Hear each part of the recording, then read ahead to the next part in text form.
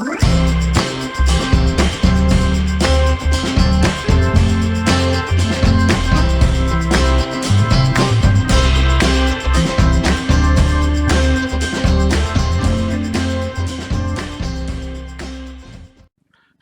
and welcome to the Gamer's Closet. I'm your host, Douglas Weed, and today we're going to be talking about Boggle.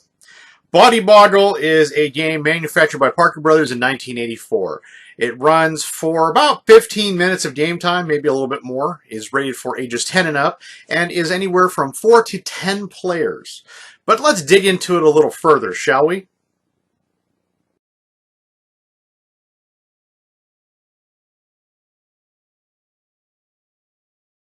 Boggle was released by Parker Brothers in 1984 in the United States and 1985 in other countries.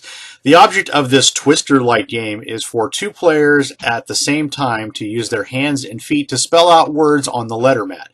To win, a team must spell out at least 20 words. This game was released in multiple countries, including the United States. It was released as a multilingual edition in Canada as well as in Germany. This game does come with multiple pieces. It comes with an instruction booklet, a vinyl letter mat, a deck of 44 cards, and 2 guide cards.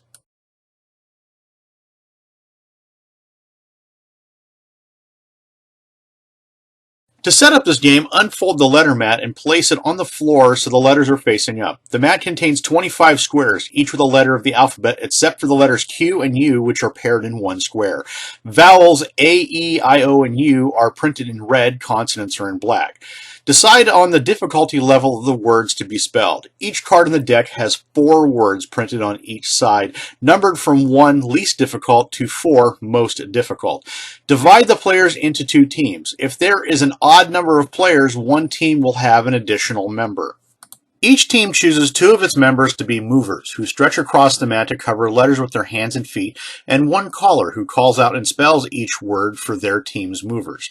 Any other team members provide moral support and guidance for their movers. When playing with teams of 3 or more, new movers and new callers can be chosen for each turn.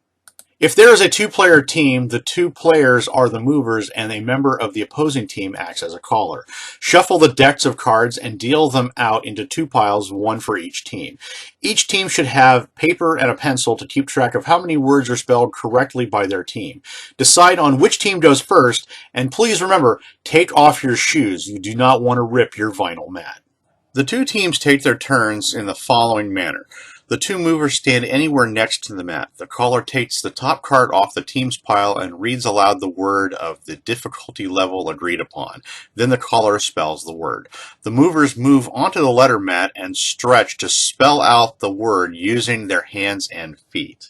Only squares containing letters in the word can be occupied, and these must stay occupied until the next word is spelled out. The movers may use any hands or feet not being used to spell the word to help support and hold each other up, but may not touch the floor or anything except each other. When a word is spelled correctly, the caller makes note of it on the score pad and places the card aside. Then the caller picks up the next card from the top of the pile, reads aloud the appropriate word, and spells it. When the caller spells out the next word, the movers move their hands and feet, 1 letter at a time, to occupy only the squares containing letters in the new word. Any hands and feet left on the mat from the previous word must be removed. Remember, the movers cannot fall or touch anything other than the proper letters, but they may touch each other and hold each other up. Play continues until the movers fail to complete a word either by misspelling it or falling or touching something other than a proper letter. Then their turn ends and the other team's turn begins. The team continues to play until one team spells at least 20 words. If a team has correctly spelled all the words of the agreed upon level on one side of the cards, the caller should then turn the cards over and the team should begin spelling the words on the other side. If your team misses a word, that word must be respelled at the start of your next turn. Letters which are repeated in a word must be occupied by hands and feet equal to the number of times they appear. For example, if your team is spelling the word bananas, the 2 movers must have 3 hands and or feet on an A and 2 on the N. The Q and the U space are considered 2 separate letters, even though they are printed on the same square. If your team is spelling a word that contains a Q and a U, the 2 movers must have a hand or foot on the Q and another on the U. The caller or another member of the team should keep track of the number of words spelled correctly by his or her team. When the team's movers are taking their turn on the mat, the other members can help by indicating the location of letters on the mat and by cheering the movers on. However, they cannot touch the movers. The opposing team is responsible for officiating and making sure that play progresses properly. This includes making sure foot and hand placements are in their proper space and spelling is correct. Hands and feet may overlap onto adjacent squares as long as the major portion of them is on the correct square. There are times where you may make a challenge. If the spelling of the word is challenged, the movers stop where they are and the spelling is checked against the card. If the spelling is correct, the team does not lose its turn and continues play. If the movers were unable to hold their positions while the spelling was being checked, they may now resume them and continue play. If the spelling is incorrect, that team's turn ends. The team to spell out at least 20 words wins. If the first team up reaches 20 words, they should continue to spell as many words as they can until they fall or misspell a word or otherwise lose their turn. The second team gets one more chance to try to spell more words than the first team. If they do, then the second team wins. The game does come with a couple of optional variation rules that you may try. First, limit each turn to 3 minutes or until a word is misspelled, whichever comes first. If the movers fall, they must immediately get up and return to the edge of the mat and then respell the word. The winners are the team that spells the most words in the allotted time. Another variation is each team in secret and using the guide words as a reference thinks of 25 words of an agreed upon length for the opposing team to spell. Try to think of words that will be difficult to spell because of the placement of letters on the floor mat or because the same letters are used more than once in the word. Use these lists instead of the deck of cards. And the final recommendation of variations is pick out a category, then team members call out words in that category for their movers to spell out. Keep going until the movers miss a word or until time runs out. Words cannot be repeated by either team. Teams should write down the words as they are spelled to keep track of score and to prevent repeating of any words. The categories can be whatever you wish. Well, this has been an overview of Boggle. Boggle is one of those weird games that came out of the 80s. It is like a Twister knockoff, except with spelling. So it's like playing normal Boggle, except it has a live action component to it to spell out words.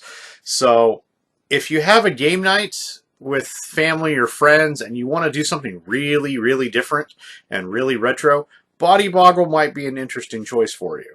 Like I said, you do need a little bit of space for this game because you do have to spread the mat out and you do have to stretch out and move and reach the letters on there. So it does involve a little bit of area space. So if you have a cramped gaming area, it might not be a good choice for you. But if it's somewhere where you can spread out, I would say give it a try. Boggle goes online anywhere from about 10 to 20 bucks. It's relatively easy to pick up. It's easy to find. It's very straightforward. The rules are not overly complicated. So honestly, if you have someone younger than 10 that really wants to try it, they can. I don't see why not. But they're totally up to the players.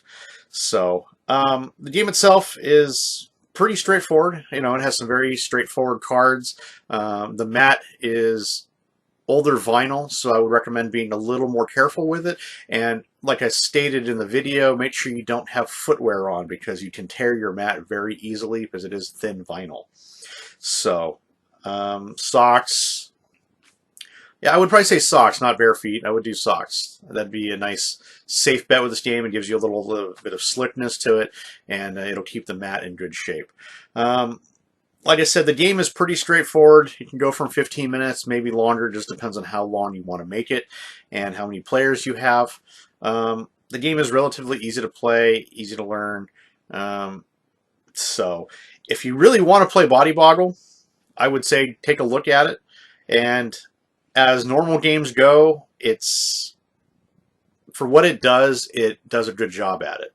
So I would say if you haven't played Boggle before and you're interested in playing Boggle but taking that next step, I would honestly recommend playing this game.